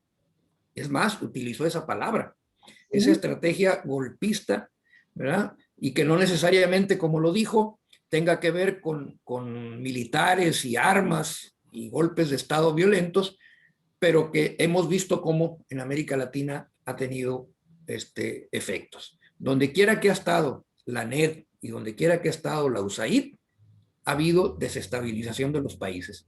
Ya quedó manifiesto que están presentes en México. Muy bien. Pues Armando, terminamos el programa y yo nada más cierro en mi caso con un comentario de que no se trata de la única organización y el único personaje. Hay un conjunto de organizaciones vinculadas estrechamente a Genaro García Luna, actualmente preso y bajo juicio, bajo proceso judicial, acusado de narcotraficante y de recibir millonarios sobornos del cártel de Sinaloa. Y Genaro García Luna participó directamente también en la creación de asociaciones civiles. Y una de ellas se llama Causa en Común. Y Causa en Común tiene vínculos estrechísimos con Mexicanos contra la Corrupción en toda esta estrategia que tú describías hace un momento de bombardear los proyectos de López Obrador con cientos, miles de amparos en contra de las obras principales que está tratando de desarrollar, que está en construcción. Entonces, Causa en Común incluso fue fundada por un asesor de la Policía Federal en México, es decir, por un asesor de asesores de García Luna. Y creo que si se va a profundizar en esta investigación, que hay muchos reportajes ya de investigación realizados al respecto, podemos encontrar una red de financiamiento de grupos de poder como el que encabezó García Luna, vinculados al PAN, vinculados al PRI y a una parte de la oligarquía mexicana que están detrás de este proyecto por el poder en la coalición PRI-PAN-PRD hacia el propósito pues de cambiar la correlación de fuerzas. Eso pretenden, cambiar la correlación de fuerzas en esta elección intermedia, disputar la Cámara de Diputados, es lo que más les interesa, conseguir la Cámara de Diputados y a partir de ahí buscar darle vuelta a la cuarta transformación y quedarse con la presidencia de la República en 2024. Eso es lo que está en juego para ahora, para esta elección, Armando. Así es, eso es lo que está en juego, evidentemente, y es por esa razón que es necesario, que es muy oportuno más bien, muy oportuno que haya salido este caso a la luz pública y que el gobierno de México no lo haya dejado pasar. Bien. Pues muchas gracias, Armando, por quedarte con nosotros a tratar este tercer tema que pensábamos que iban a ser más rápidos, pero pues hay mucho que decir de todo, ¿no? Gracias y nos vemos la próxima semana. Claro que sí, un gusto. Hasta pronto. Bueno, pues muchísimas gracias, Isidro Escobar Rivas, Raúl Florencio, Lugo Hernández. Bueno, la cantidad de personas que han estado con nosotros en el programa ha sido muy interesante. A todos les queremos agradecer mucho. Ya hubo ahí hasta uno del auditorio que dice, oye, licenciado Danés Solorio, ¿en dónde te gustaría participar como diputado sin registro? Candidato a diputado sin registro. Bueno, en fin, muchísimas gracias. También Juan Martínez, con mucho gusto vamos a hacer lo que nos está sugiriendo. Esta última parte la vamos a editar en un momentito más y la vamos a subir independiente como parte de lo mejor de Cuatro Vientos. Muchísimas gracias el día de hoy. Y finalmente, para quienes deseen ampliar su conocimiento sobre el tema de todas estas organizaciones no gubernamentales que se han creado en torno a diversos personajes, como no nada más el sector empresarial. Álvaro Delgado Gómez publica en este día un reportaje muy interesante que no hay que perdérselo. Viejos intereses, lo titula así, viejos intereses desplazados del poder se reacomodan en ONGs. Y Álvaro, pues, habla que dice, un grupo de líderes y organizaciones que gravitan en torno al magnate Claudio X González Guajardo se ostentan como representantes de la sociedad civil para oponerse mediante desplegados y amparos a las políticas del presidente Andrés Manuel López Obrador. Sin embargo, estos mismos personajes y agrupaciones a menudo tienen conexiones políticas, económicas y laborales con los gobiernos de Carlos Salinas de Gortari, Ernesto Zedillo y Ponce de León, Vicente Fox, Felipe Calderón y Enrique Peña Nieto, así como diversas cúpulas del sector privado.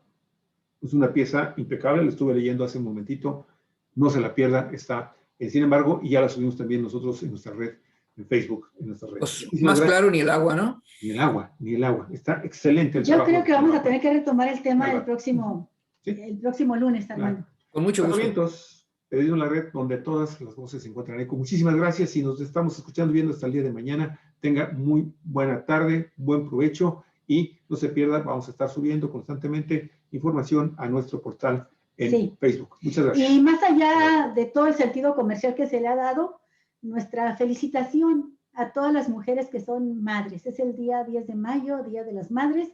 Que la pasen muy bien, que disfruten este día con toda su familia y ojalá que todos los días sean como hoy. Hasta pronto y pásenla muy bien. Hasta luego. Hasta luego.